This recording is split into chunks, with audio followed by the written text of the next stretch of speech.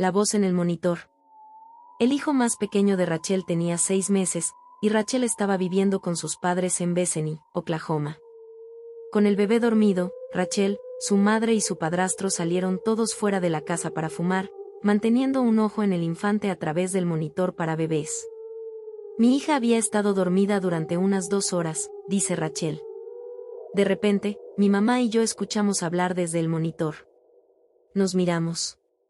Luego oí a mi hija reír, como si alguien estuviera jugando con ella. Al principio pensé que tal vez estábamos escuchando una señal de otro monitor en el apartamento de alguien más. Entonces, la conversación se detuvo, y la voz femenina que estaba hablando comenzó a cantar.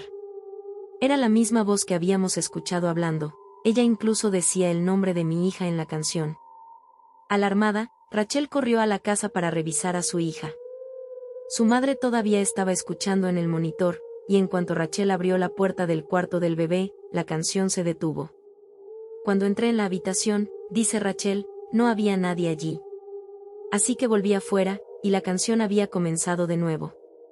Le pregunté a mi mamá si sabía quién era la mujer que estaba cantando y hablando con mi hija. Ella me miró y sonrió cálidamente.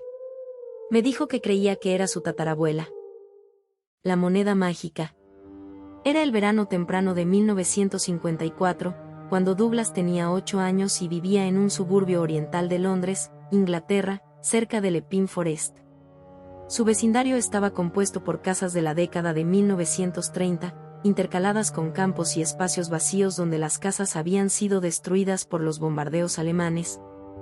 Y la naturaleza había tomado el control, mucho para el deleite de los niños. Esos días no fueron fáciles para Douglas. Mi papá simplemente se fue, dice. El estrés de la guerra y el atractivo de una joven. Mi mamá, mis 2 hermanas y yo vivíamos alimentándonos de papas, repollo, huevos y pan. Mi mamá consiguió un trabajo en la fábrica de ingeniería justo cerca de la esquina para poder pagar la hipoteca de la casa. Un día en particular, después del almuerzo, Douglas acompañó a su madre a su trabajo antes de irse rumbo a la escuela. Le preguntó si podía tener unos pocos peniques para comprar dulces. Todavía puedo ver la bolsa abierta y la gran cartera de cuero que ella abrió, que estaba vacía, recuerda Douglas. Todavía puedo sentir el inmenso descontento de que no había dinero de bolsillo para tener. Me alejé, deseando no haber preguntado. Douglas corrió por el campo detrás de algunas tiendas y luego por un camino de barro a través de la hierba, cruzando otro espacio abierto, aún anhelando dulces. Decidió recurrir a una autoridad superior. En mi tristeza y necesidad infantil, simplemente le pedí a Jesús dinero de bolsillo para dulces, dice.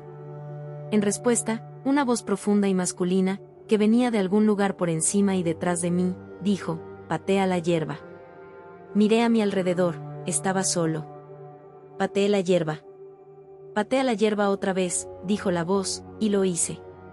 Era un montón de hierba salvaje sólida, casi avena silvestre, que parecía haber tomado los lugares de los bombardeos en esos días. Patea la hierba otra vez, insistió la voz, y lo hice. De la hierba rodó una moneda hexagonal, de valor de 3 peniques en ese entonces. Eufórico por su asombrosa suerte, Douglas salió corriendo hacia la tienda de dulces con su moneda y consumió el resultado de su experiencia surrealista. Pensé en esta ocurrencia a lo largo de mi vida, reflexiona Douglas, y no tengo conclusiones, excepto que realmente sucedió. Consumí el resultado, según mi conocimiento. La voz venía de justo detrás y arriba de mí, aunque no había nadie allí. La voz era profunda, inglesa y masculina, y no la reconocí. Mis intentos posteriores de asegurar dinero instantáneo mediante la oración no funcionaron. La dama en el espejo. Kristen tenía 5 años cuando vivía con sus padres en Trafford, Pensilvania. En ese tiempo, recuerda que su abuela estaba en el hospital recuperándose de un derrame cerebral. Ella y yo éramos muy cercanas, dice Kristen. Nunca llegué a visitarla en el hospital, mis padres pensaban que sería demasiado para mí a una edad tan temprana.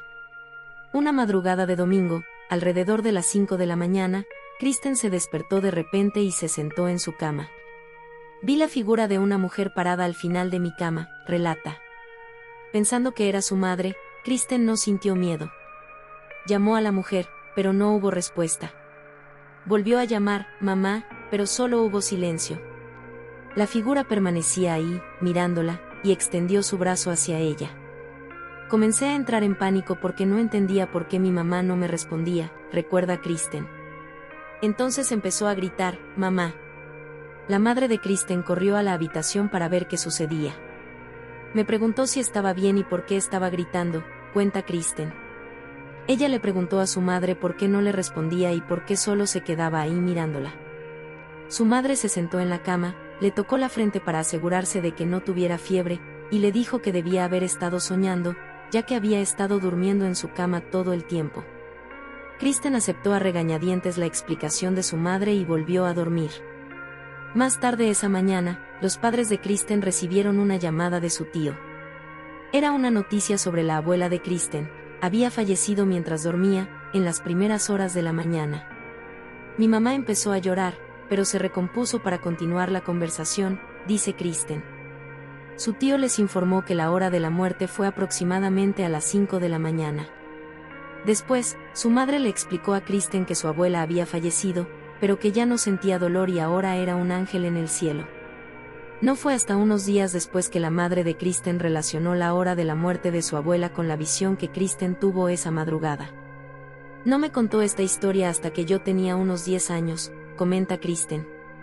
Recuerdo claramente cómo me lo dijo y me di cuenta de que era mi abuela viniendo a verme para despedirse. Estas historias nos muestran que la vida está llena de misterios y momentos que no siempre podemos explicar.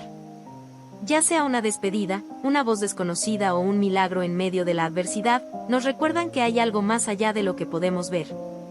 No olvides dejar tu comentario, suscribirte y compartir. Yo fui Bolita de Arroz, nos vemos en el próximo video.